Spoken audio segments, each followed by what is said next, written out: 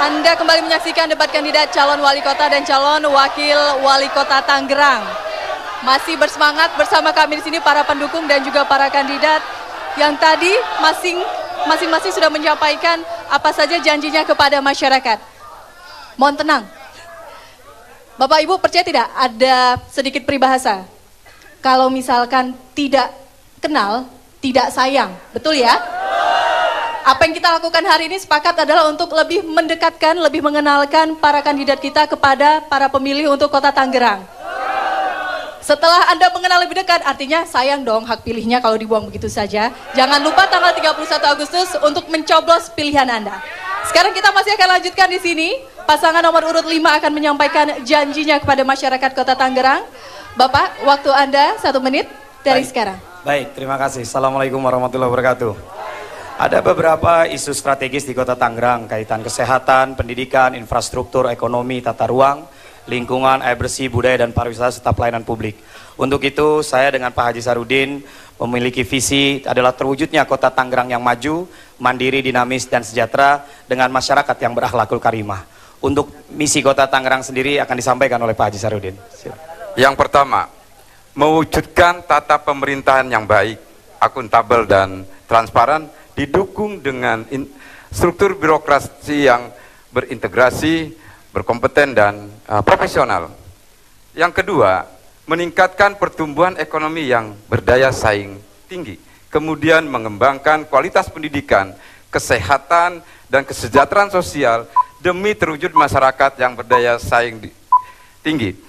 Meningkatkan pembangunan sarana perkotaan, ya, dan 5, mewujudkan pembangunan yang berkelanjutan. Habis waktunya Bapak, harus saya potong. Oke, kita akan lanjutkan dengan sesi interaksi. Pasangan nomor urut 1, silahkan, waktu Anda 2 menit. Terima kasih Mas Arief dan Pak Sarudin. Saya ingin tanya, tadi bagaimana menciptakan sebuah tata kelola kepemerintahan yang baik. Strateginya seperti apa? Karena bagaimanapun juga pegawai perlu ada suatu kompetensi, the right man on the right place.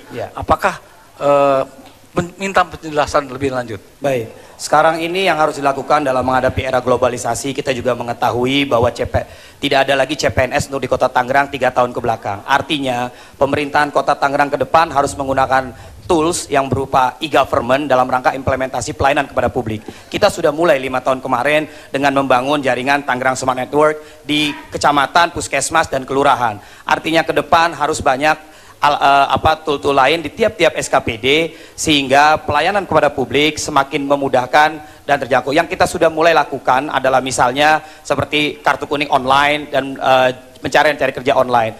Untuk itu ke depan kaitan peningkatan kapabilitas dan kompetensi sumber daya yang dimiliki oleh pemerintah kota Tangerang tentunya harus ditingkatkan dengan lembaga pendidikan dan latihan. Apabila kami terpilih nanti, kami akan bangun lembaga diklat di kota Tangerang sehingga harapan masyarakat memiliki pelayan publik yang baik itu bisa kita wujudkan.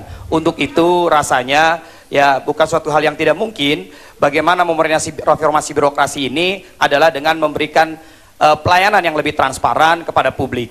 Dengan yang sudah kita lakukan sekarang misalnya adalah semua SKPD, Satuan Kerja Perangkat Daerah, itu menyajikan laporan kegiatannya menggunakan website atau online. Iya, saya melihat bahwa pemerintahan kita kemarin relatif baik, tetapi persoalan perizinan yang 14 hari, ini kayak selalu pelaksanaan tidak efektif. Bahkan banyak keluhan dari para pengusaha-pengusaha pihak ketiga. Bagaimana nomor 5 mengatasi persoalan ini? Iya, tadi saya pikir rasanya kurangnya transparansi dalam melakukan perizinan. Mungkin waktunya dan memang itu yang menjadi PR kita. Waktunya memang sudah habis, Bapak. Baik, kita akan saya akan melanjutkan ke pasangan nomor urut 2. Betul, melanjutkan ke pasangan nomor urut 2 untuk sesi interaksi. Waktu Anda 2 menit, silahkan. Iya, terima kasih. Saya mudah mendengar apa yang disampaikan, visi-visi yang disampaikan oleh Pak Arief dan Pak Sarudin. Saya seperti mendengar visi misi ini pernah disampaikan pada saat Pak Arief menjadi wakil wali kota di Pilkada 2008. Ini seperti tidak kreatif gitu. Kok bisa Pilkada 2008 disampaikan lagi sekarang? Itu yang pertama. Yang kedua, lanjutkan, tagline lanjutkan itu seperti apa? Lanjutkan. Lanjutkan itu harusnya menjadi miliknya Wahidin Halim, bukan menjadi milik Pak Arief. Itu yang kedua. Yang ketiga, ada juga saya membaca bahwa Baik. Ketika Pak Arief dan Pak Sarudin nanti jadi wali kota dan wakil wali kota, ini akan terbebas dari KKN. Kiatnya apa? Karena di lingkaran keluarga Pak Arief itu sebagian besar adalah pengusaha. Waktunya terus berjalan, saya berikan waktu dulu untuk menanggapi.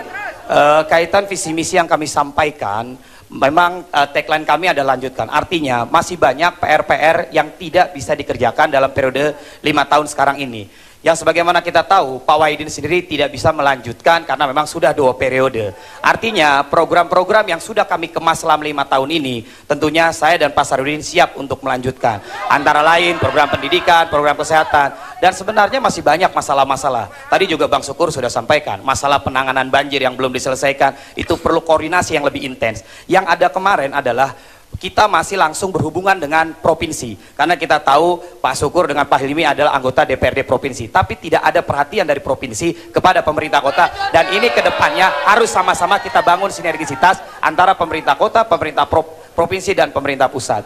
Terus yang berikutnya kaitan pengusaha, ya, saya rasa saya di kota Tangerang dalam periode kemarin itu kota Tangerang menjadi kota yang pertama di Provinsi Banten mengimplementasi layanan pengadaan barang, jasa, dan konstruksi secara elektronik. Artinya siapa saja sudah selesai Bapak waktunya. Nanti bisa dielaborasi selanjutnya dengan pertanyaan dari pasangan nomor urut 3, silakan. Terima kasih Pak Arief dan Pak Sarudin. Tadi menarik ada yang digarisbawahi oleh saya tentang pertumbuhan ekonomi. Sesungguhnya sejatinya bahwa Tangerang itu diuntungkan karena dia menjadi veri-verinya Jakarta. Siapapun wali kotanya tumbuhnya akan sama karena struktur masyarakatnya urban 70%. Untuk itu sesungguhnya pertumbuhan ekonomi yang seperti apa yang diharapkan yang memberikan efektivitas, karena secara kualitas kan tidak memberikan pertumbuhan ekonomi yang kualitas, masyarakatnya juga masih banyak yang tertinggal.